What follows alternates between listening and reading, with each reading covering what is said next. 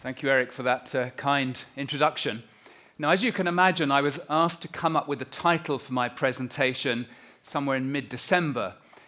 So when I did, the title now is sounding a little bit too optimistic, perhaps. The idea that the world might be stagnant, maybe you're all worrying that it's crashing around us at the moment. And the idea of finding return, well, probably you're more worried at the moment about how to protect your capital than to find a return. So there's three things that I want to talk about today, in about 25 minutes or so to leave time for some questions at the end. The first is to give you an outlook for the economy and the markets over 2016. Now, what I will argue is that growth is going to be quite poor this year, probably worse than last year, but that we're going to avoid recession.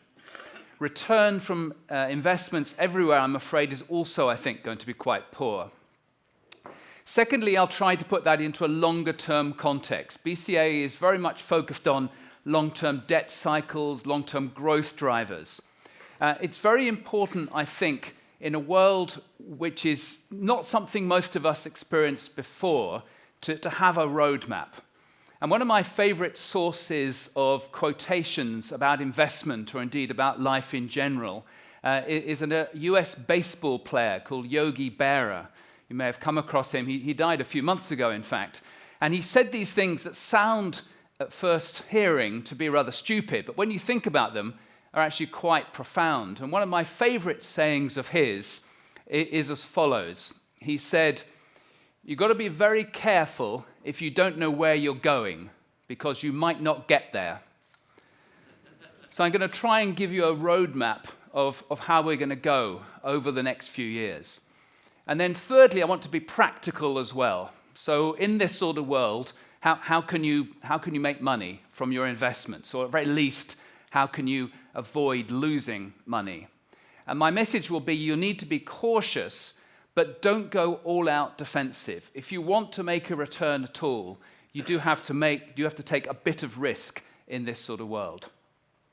Now, this is probably the key chart for any investor. This is the return that you've got from the market over the past 30 years or so.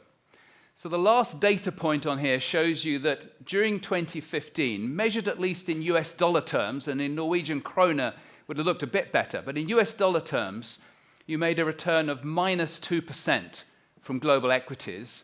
You made a return of 1% from global bonds. Zero, essentially, from everything. Even if you'd put your money in hedge funds, which are supposed to be uncorrelated to the market, last year the average hedge fund made minus 0.2%. It didn't help you. Now, there's a couple of key points from this chart. The first is, if you look at the equity returns, almost always they are better than bonds outside of recessions.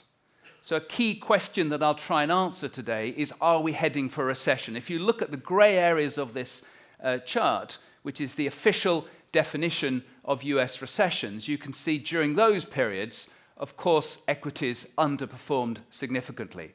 So what is the risk that the markets are telling us that we are heading this year for a recession?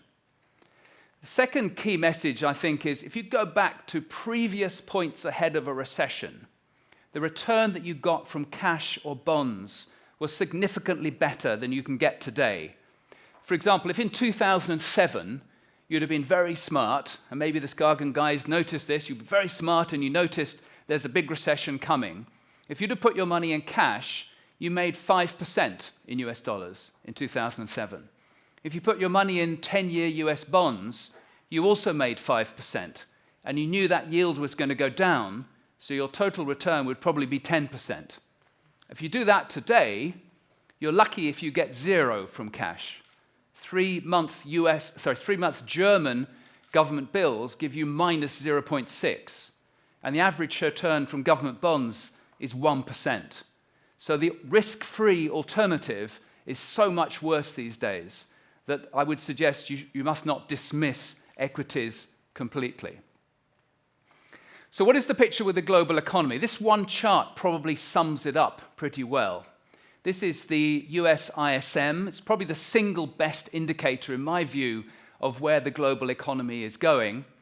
And what you can see is a very surprising gap between manufacturing industry and the services industries. It's unusual for these two ISMs to move so far out of line. Pretty much never happened in the past. And it's not just in the US we see it, in Europe, in China as well. Manufacturing is in a slump. We're in an industrial recession. Industrial output is actually declining, but services are holding up very well. So what's the background to this? What's the cause of this? My argument would be that it is down to a big commodities shock that the world economy has faced in the last few years. Commodity prices are down by about 40% over the past 4 years. And that is caused by what economists call a hog cycle. Now, this was a phenomenon that economists noticed in the US in the 1920s. Hogs is a US word for pigs. And what happens, it's basic economics, is when the price of pork goes up, farmers try to find ways of producing more pork. It takes a few years to do that. You have to find a pregnant pig, the piglets are born, it takes 2 years or so to fatten the pig up. The cycle is about 3 years for pork. And just as that new supply is coming onto the market, very often demand is turning down. So supply increasing, demand turning down, you can imagine what happens to prices. Now that's exactly what has happened to commodities in the last few years. Chinese demand came through in the 2000s. With a lag, miners and oil companies reacted by increasing production, by spending more money on capex. That was delayed a bit by the global recession, but by 2011, the production was coming through just at the point where China was seeing a slowdown, seeing a shift towards services. And that's what's happened to that price. Now, this has reverberated through the global economy. Capex, capital expenditure, is very dependent on the commodities sectors. 30% of global capex is to the energy sector, about another 10% to the mining sector. So you've had a slowdown there. You've had a slowdown as well. You've had deflationary pressures, which has hurt profitability. It's washed its way through the global economy. And the question now is, does it come through and start to hurt services, start to hurt employment as well? But don't forget, there's some positives from this as well. Essentially, this decline in commodity prices represents a transfer of wealth from commodity producers to commodity users. For example, countries that don't have much in the way of natural resources. It also helps consumers. If you take the US, for example, the average price of gasoline has fallen from $4 a gallon a year ago to only about $2 a gallon now. Now, to put that into a number that means something to you, that's about 5 Norwegian kroner a litre, I calculate. And I hope that doesn't make you feel too jealous of us who live in North America.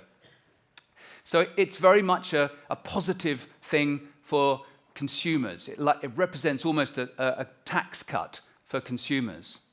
So if I now run through very quickly the main regions, what is happening in the economy. If you look at the US, consumption, personal consumption, expenditure has actually held up quite well. There are some signs it's beginning to pick up. There's the benefit of lower gasoline costs. Wages are starting to pick up a little bit as well. The unemployment rate in the US has now gone down to 5%, and even the so-called U6 underemployment has come below 10%. And historically, that's been the level at which wages start to pick up. So we're not very optimistic about US growth this year. It's unlikely to be as good as the 2.5% last year, but consumption is likely to hold up fairly well. If you look at Europe, the picture is also a little better than it was a couple of years ago. If you look at GDP, it has come off the bottom after the euro crisis in 2013. There's a very strong correlation in Europe between bank lending and GDP growth. And since the euro crisis, we've seen bank lending pick up a little bit. However, I would warn here too that bank loan growth does appear to be slowing a little bit. And therefore, the forecasts that most economists have, the IMF, for example, forecasts 1.9% GDP growth in Europe this year. We think that's probably a little bit too optimistic. So Europe's doing okay, but it's not really going to be the engine of global growth. And then Japan, the results of Abenomics still look a little patchy. It's not really coming through into the real economy. If you look at, for example, industrial production, growth has slowed to zero. Lead economic indicators in Japan have actually come back down over the last 6 months. And the big problem for Japan is that China is its biggest customer. And as we'll see in a second, the picture in China doesn't look great either. It's wrong to be too hard on Japan, though. And I put this chart in because it's one of my favorites for describing the way the world works. And it just reminds you of how important demographics are. So the top chart will be one that will look very familiar to most of you. GDP in nominal terms over the last 15 years, no big surprise. The US has done best. Europe has lagged a bit behind the US, and Japan has been terrible. GDP has not grown for 15, in fact, even for 25 years. But the entire reason for that comes down to demographics. In Japan, the workforce has shrunk from 87 million to 77 million over 15 years. It's a 10 million reduction in 15 years. So if you look at the bottom chart, which shows you output as a ratio of the population of working age, Japan actually looks the best of the three regions. So what can Abenomics really do faced with those headwinds of demographics? Frankly, not enough, not very much. And what about China? We're actually reaching a world now where the picture in China is probably more important than for any other region. And our view is that China will not have a hard landing. It's been in an industrial recession for 4 or 5 years. So that picture of service growth versus manufacturing growth is particularly clear in China. And the big difference with the US, for example, is that in China, manufacturing is more than 40% of GDP. In the US, it's only 12%. So it's starting in China to drag down services as well. Why we're a bit more optimistic is that the authorities do have a lot of tools at their disposal to deal with this problem. And we're already starting to see monetary conditions, the bottom number there, starting to pick up, starting to ease. The People's Bank has cut rates now 3 times, but the reserve requirement, for example, is still quite high. The budget deficit is only about 2.5% of GDP, so there's a lot that the Chinese can do to try and offset the slowdown. Now, the problems that have started this year have been to do with the currency, and that's one of the tools that the Chinese have now clearly started to use. The problem is that the authorities in China have been extremely poor at messaging, at telling us what they're trying to do. And the picture is actually, I think, rather clear. If you look at this blue line, what you can see is that over the course of the past 2 years, China has pegged the renminbi to the US dollar. And with the US dollar strength against everyone else, the picture of the renminbi against a trade-weighted basket is that you've seen significant appreciation, damaging the competitiveness of China. Since August last year, when you remember they devalued the renminbi by 2%, the currency has moved flat against a basket of currencies of its trading partners. Now, in December, they announced that basket, and it seems fairly clear to me that they're targeting the renminbi now against that basket. They've just been very bad at signaling to the market that that is what they're doing. Now, the risk is that the renminbi should fall further than that. The dynamics in China with a build-up in credit suggest it should weaken further. They've already spent, as you can see from the red line, 15% of their reserves, $500 billion last year, in propping the currency up. They've got 3.3 trillion left, but at some point do they say it would be healthier to have a one-off depreciation and decide overnight to bring the renminbi down 10%. That would be a major shock to markets. Finally, emerging markets. At BCA, we've been quite negative, been bearish on emerging markets for 4 years. And the picture really comes down to the debt dynamics.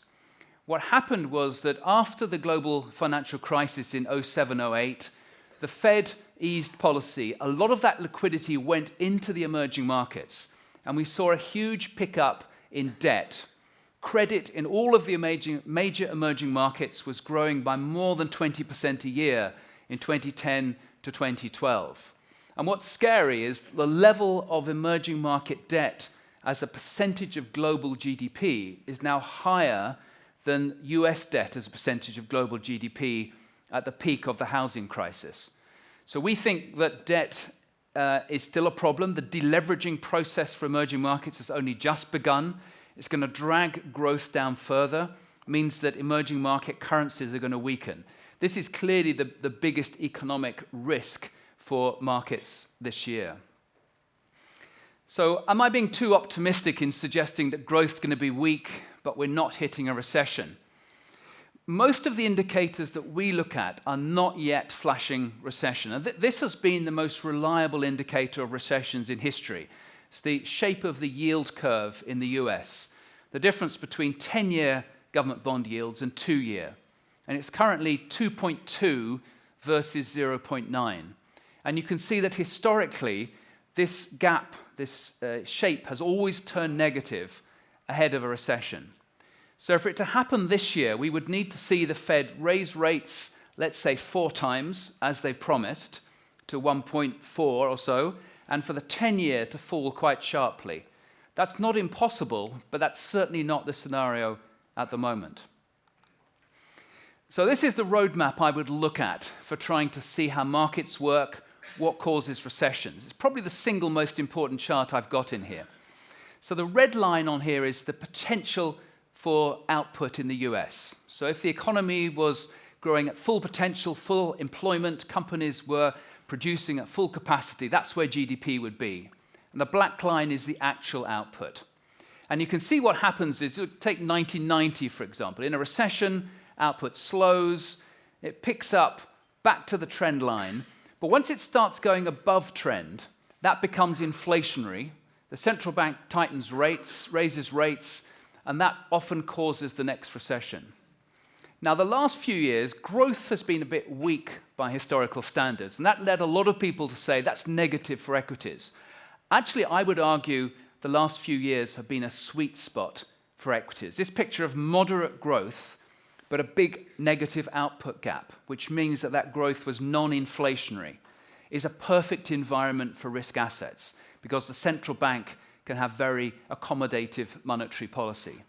Now, it looks to me, it's obviously very hard to measure potential output. It looks to me, though, as if we're still probably 2 or 3 years away from that gap closing. So as long as the Fed doesn't make a mistake, doesn't push ahead with raising rates when it's not justified, it should be the case that we have another 2 or 3 years left to go in this expansion. So let me move on to how you should invest and start with some of the key factors driving markets. So first of all, equities.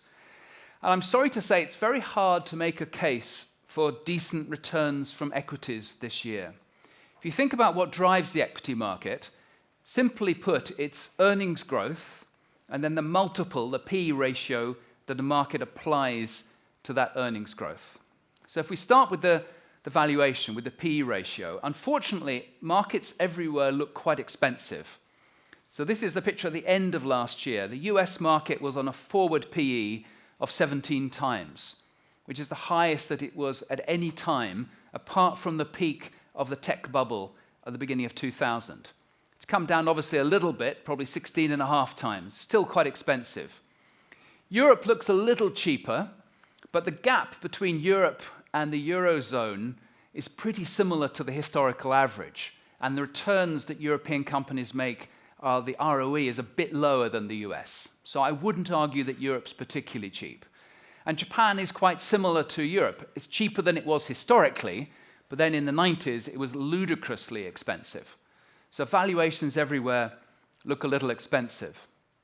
And earnings, given the anemic outlook for growth, economic growth that I talked about, top-line sales growth is going to be quite poor this year. And in the US in particular, it looks as if margins are coming off, coming down. Wages are starting to rise. The cost of borrowing is going up. Tax rates are going up. It's very hard to argue that margins will not come down. Europe looks a little better, but even Europe's not going to see margins back to where they were in 2007. So that means to me earnings growth of 2 to 5% in the US is the best you can expect. best you can expect is valuations flat. It's hard to see how you make a return from equities of anything other than low single digits. And most of the global strategists at investment banks on Wall Street are still looking for 10 to 12% upside for the market this year. That does seem to be pretty optimistic in my view. To skip through a few charts, just one I wanted to focus on though, which is a key factor for markets this year, is what happens to commodities. And this is probably the longest historical chart that I have in this presentation, 200 years of data. And what's interesting is if you look at commodity prices over the long run, relative to other prices, they clearly go down. So this is adjusted by the US GDP deflator. And when you think about it, that's actually quite reasonable. Humans find ways to dig metals out of the ground or to mine to drill for oil more cheaply, more efficiently in the past, and we get better at using these products more efficiently. And there's a saying I very much like, which is that to be long commodities is the equivalent of being short human ingenuity. So in the long run, commodity prices fall. We have super cycles occasionally, like the 1970s and like the last few years. But our view is that super cycle is over, and commodity prices currently are still quite high compared to that long-run channel. So we believe commodity prices have got quite a lot further to fall. The oil price, which you'll be interested in here, we're a bit less negative on. We see supply and demand rebalancing perhaps by the third quarter of this year. Quite how much oil falls in the meantime is hard to forecast, but we're a little bit more optimistic on oil than we would be on some of the metals. So 3 things I'm going to suggest as practical ways of investing this year. First of all is avoid the temptation to think that emerging markets are cheap. In our view, emerging markets still should be avoided. It's very easy to say that after 4 or 5 years of underperformance, this is the time to go back in. Valuations are not generally cheap. If you look at the median share price for emerging markets, it's very similar to that for the developed markets. The problem in EM is that the stocks that are cheap are the ones you really don't want to own. They're Chinese banks or Russian oil companies. And the stocks you do want to own, consumer names maybe, or maybe countries like India and Mexico, are very expensive. And secondly, this deleveraging process I talked about has got a long way further to go. You'd expect to see bad debts come through at some point, and the non-performing loan ratio of emerging market banks has only just started to pick up. There's room for a big credit crunch, credit crisis in EM this year.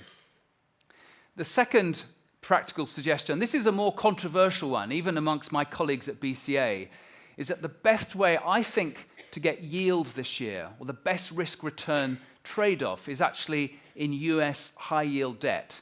That's now yielding 9%. Now, obviously, that's partly because of the energy sector, but energy is only about 1/10 of all high-yield debt. So compared to equities, which look expensive as we saw, this looks relatively cheap, even if defaults go up, as long as we don't have a recession. And thirdly, US equities, in my view, offer a better risk-reward trade-off than Europe does. And that's really because in a risky environment, when you're looking to get some exposure to equities, but to limit your downside, the fact that US equities have lower volatility, to me, is attractive. In a downturn, in a bear market, you're going to lose a lot less money in the US than you are in Europe, where equities are much more cyclical.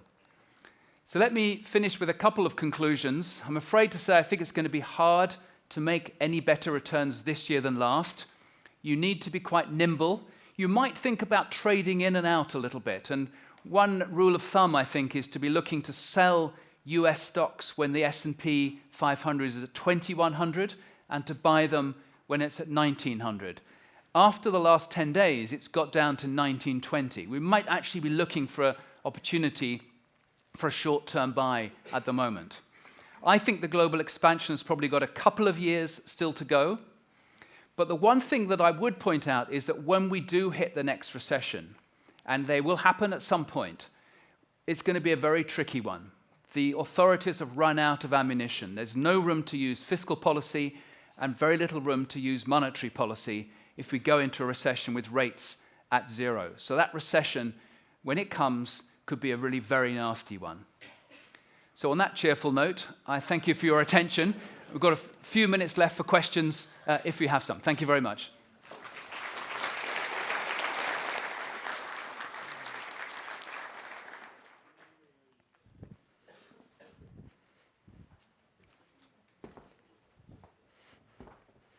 Thank you, Garry, for sharing those insights with us. If there are any questions from the audience, I have a couple here. Please do write them on the cards and pass them along to the Skagen employees. So first question, you mentioned emerging markets here, and not still the time to get in. And for us as emerging market investors, we've all come to learn that BRIC, as some of you heard before, is not really about Brazil, Russia, India, and China. It's bloody, ridiculous investment concept. Clearly the case for the past 4 or 5 years. But my question is, what would you look for in terms of signposts to try to spot a turnaround in emerging markets? Are there any particular factors that investors should pay attention to? There's a few that spring to mind. I mean, one is commodity exposure. So you want to avoid the commodity producers and buy the commodity users. So generally, Brazil and Russia you avoid amongst the BRICS. Amongst the smaller ones, Indonesia you'd avoid. India probably looks the most interesting. Second would be structural change. What I think has happened in emerging markets has been a lack of structural reform. So if you go back to the 90s, India reformed, Brazil reformed. They then rested on their laurels. They've been complacent. So any signs that that is happening, again, India ticks that box, Mexico does, but does Brazil? I don't think so. Does Russia? I don't think so. So I think that's an issue. And the third would be the fundamentals of the economy. So if you're running a large current account deficit, that's a worry. If your banks have gone out and borrowed a lot in foreign currencies, that's a worry. If your central bank is printing money, weakening the currency, that's a worry. So within EM, India, Mexico, possibly parts of Korea and Taiwan look interesting. Russia, Turkey, Brazil, Indonesia look the most risky.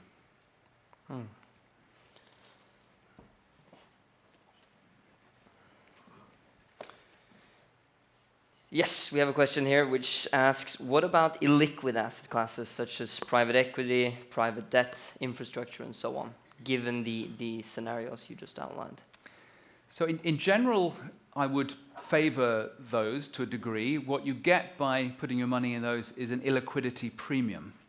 So it's a little bit like when you put your money in a bank, you typically get a higher deposit, maybe not these days, but a higher rate on your deposit for locking your money up for 5 years than you do for putting it on just a current account. So if you're willing to go into private equity, the money's locked up for 5 to 10 years, you should expect to get rewarded from that. Having said that, however, most of those illiquid assets also represent similar risk factors to public assets. So if you're buying private equity, the historical evidence, academic work shows you that the set of risks you're taking is actually pretty similar to buying public equity.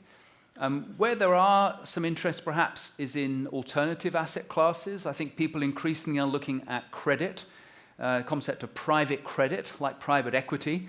In Europe in particular, with banks facing constrained capital requirements, stricter capital ratios, they're lending a lot less. So if you're an institution that can take that sort of liquidity risk, being in credit markets might help. I also hear a lot of institutions increasingly looking at peer-to-peer lending. I think there's risks in that. You need to do your work to analyze it, but potentially, again, you're stepping into a place where banks have had to step back. Real estate, I would be less optimistic about. I think that's much more driven by global cyclical characteristics like public equities are. And with Chinese and Russian purchases of commercial and residential real estate likely to decline quite sharply, there's quite a lot of risks in that market as well. So it's somewhere where you have to do your homework and you have to recognize that premium you're getting, you're paying through the illiquidity. You can't get hold of your money. Any further questions from the audience? Feel free to raise your hand. I think there's one down there. No.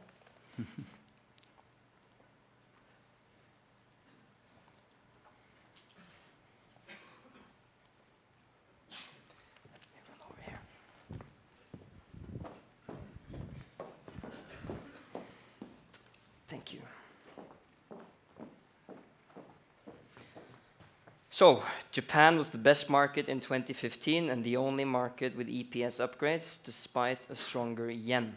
What's your outlook for that market? So I did actually skip over the page on Japan to Italy. So I'm not a huge enthusiast for Japan. We have an overweight on it. I do think it will continue to outperform this year. Abenomics, as I suggested in the presentation, I don't really think is working.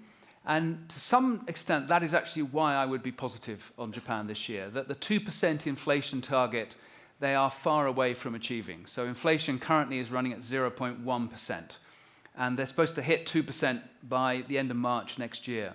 So I think what will happen is in the second half, the Bank of Japan will realize it's nowhere near its target and will do more monetary easing. And they can't just buy more Japanese government bonds. They already own about 40% of that market. At their current rate, they're going to own 60%. So they're going to have to increase their purchases of ETFs, equity ETFs. And currently, they're buying about the equivalent of 0.5% of market cap a year. If they start to push that up significantly, that could be a major impact on the Japanese market. So forget growth, forget whether corporate governance is really changing, all those things. I think just the fact that BOJ will be the only central bank out there significantly increasing QE does make Japan, in a difficult world, look like an interesting equity market to be in. Great. Well, I'd like to thank Garry Evans very much for his contribution. So give him a big round of applause. Thank you very much.